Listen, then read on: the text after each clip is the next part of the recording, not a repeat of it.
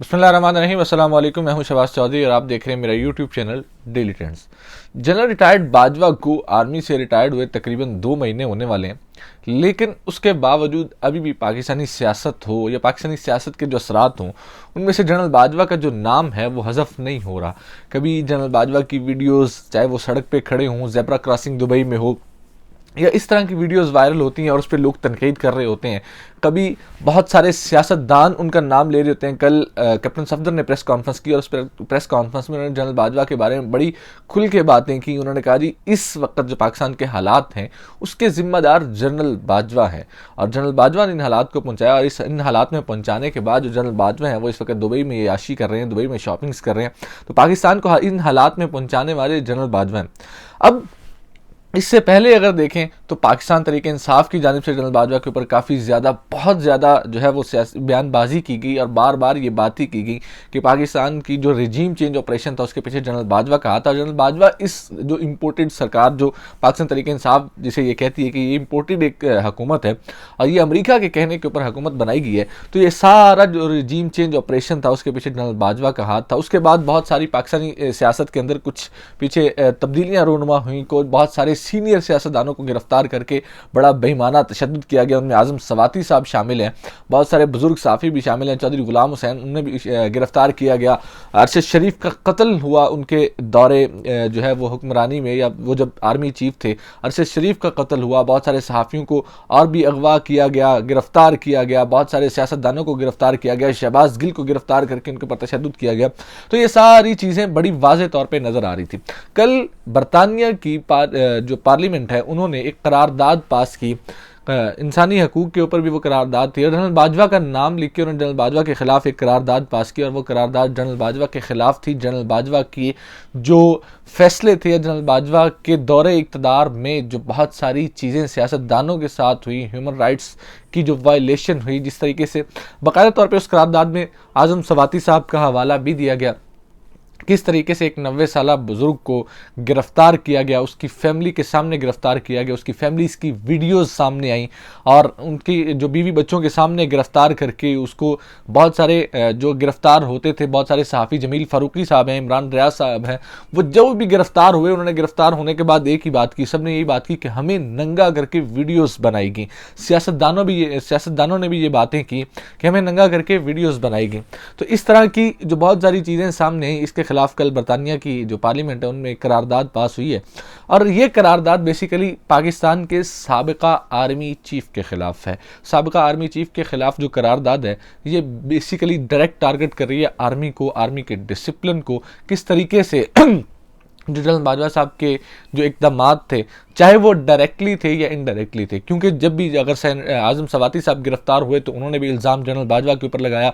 जमील फ़ारूकी, इमरान रियाज या फिर शहबाज गिल, जितने सहाफ़ी या जो भी इस तरह के लोग, अरशद शरीफ का कत्ल हुआ तो उसमें भी जनरल बाजवा का, जो उनकी वालदा की जानिब से जनरल बाजवा का नाम लिया गया। तो इस तरीके से ये चीज़ें सारी जो हैं वो आपस में बड़ी एक मिली जुली हुई चीज़ें थी। इसी वजह से जनरल बाजवा जो थे वो सियासत, आज भी पाकिस्तान की सियासत के अंदर जो है वो उनका नाम अभी भी लिया जा रहा है और वो पाकिस्तान की सियासत में बड़ा अहम नाम लिया जा रहा है।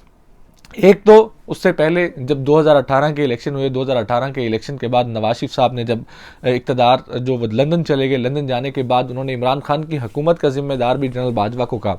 जनरल बाजवा को कहा कि जी आपने इमरान खान की हुकूमत बनवाई, आपने हमारा मैंडेट चोरी किया। पाकिस्तान मुस्लिम लीग नून का मैंडेट जनरल बाजवा ने चोरी करके इमरान खान को दिया और उसके बाद फिर जब इमरान खान की हुकूमत गिरी, इमरान खान की हुकूमत गिरने के बाद PDM की हुकूमत बनती है, शहबाज शरीफ साहब वज़ीर आज़म बनते हैं, तो एक दफ़ा फिर से सियासतदानों की जानिब से इवन के इमरान खान ने बाकायदा तौर पे जनरल बाजवा का नाम लेकर कहा कि इस सारे ऑपरेशन के पीछे जनरल बाजवा का हाथ है। जनरल बाजवा को जनरल बाजवा ने मेरे खिलाफ लॉबिंग भी की और उस लॉबिंग के नतीजे में ये हुकूमत बनाएगी। ये सारा किरदार जो है वो जनरल बाजवा का। इसी वजह से एक तो किसी एक साइड पे अगर जनरल बाजवा रहते या किसी एक हुकूमत को बनाने के बाद या दूसरी हुकूमत का जो किरदार था वो इस्टेब्लिशमेंट का किरदार ना होता तो शायद इस तरीके से चीज़ें ना होती। अब पाकिस्तान मुस्लिम लीग नून जब भी एंटी इस्टेब्लिशमेंट बयानिया बनाने की कोशिश करती है तो वो जनरल बाजवा का नाम लेती है। अगर पाकिस्तान तहरीक इंसाफ अपना बयानिया बनाने की कोशिश करती है, अपने बयानिए को परवान चढ़ाने की कोशिश करती है तो वो जनरल बाजवा का नाम लेती है। तो इसी तरीके से जो मुखालफिन है, सियासी मुखालफिन, वो दोनों का टारगेट जो है, चाहे वो नवाज शरीफ साहब का बयानिया हो या इमरान खान का बयानिया हो, उन बयानिए में जनरल बाजवा का नाम आना ज़रूरी है। ये तो इस वक्त जनरल बाजवा की सियासी और जनरल बाजवा के नाम की सूरत हाल है। इस वक्त सियासी सूरत हाल ये है कि राणा सनाउल्लाह साहब कल अचानक से लंदन पहुँचे हैं और ख़बरें इस वक्त ये हैं कि राणा सनाउल्लाह साहब से पंजाब की जो सदारत है उससे इस्तीफ़ा लिया जा रहा है और राणा सनाउल्लाह साहब को पंजाब की सदारत से फ़ारिग किया जा रहा है।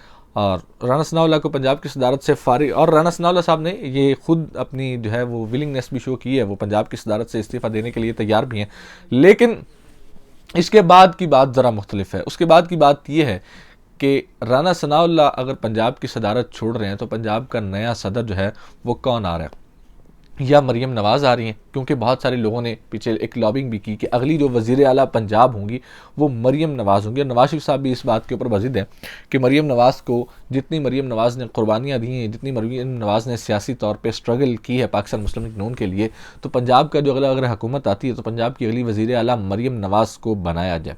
लेकिन इस टाइम पर लॉबिंग जो हो रही है वो ये हो रही है कि इस वक्त पंजाब का जो पाकिस्तान मुस्लिम लीग नून का सदर है वो अलीम खान को बनाया जाए, और ये लॉबिंग मरियम नवाज़ ग्रुप की जानिब से हो रही है। मरियम नवाज़ ग्रुप ये चाहता है कि पंजाब के अंदर अलीम खान को जो है वो वज़ीर पंजाब का जो पाकिस्तान मुस्लिम लीग नून का सदर है वो बनाया जाए। और दूसरी जानिब बहुत सारे जो सीनियर रहनुमा है इस वक्त पाकिस्तान मुस्लिम लीग नून के, वो नाराज़ भी नज़र आ रहे हैं। पाकिस्तान मुस्लिम लीग नून के जो फ्रंट फुट है उससे बड़ा पीछे नज़र आ रहे हैं।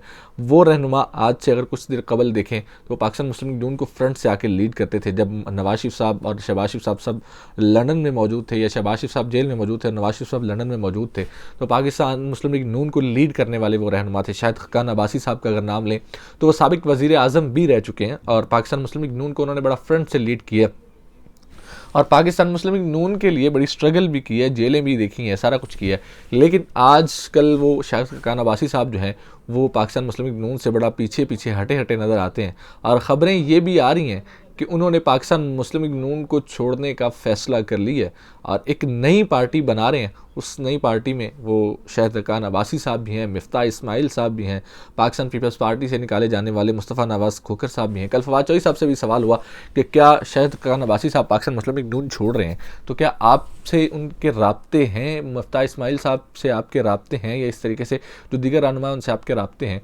तो फवाद चौधरी साहब ने कहा जी हमारे साथ उनके कोई राब्ते नहीं है और हमारे साथ बहुत सारे पाकिस्तान मुस्लिम लीग नून और दीगर जमातों के लोगों के राब्ते हैं, लेकिन हम उतने ही लोगों को लेंगे जितनी हमारे पास गुंजाइश होगी। हम कोई पाकिस्तान तरीके इंसाफ के अंदर मैस क्रिएट नहीं करना चाहते ताकि पार्टी टिकट के मामले के ऊपर ज़्यादा लड़ाइयाँ ना हों।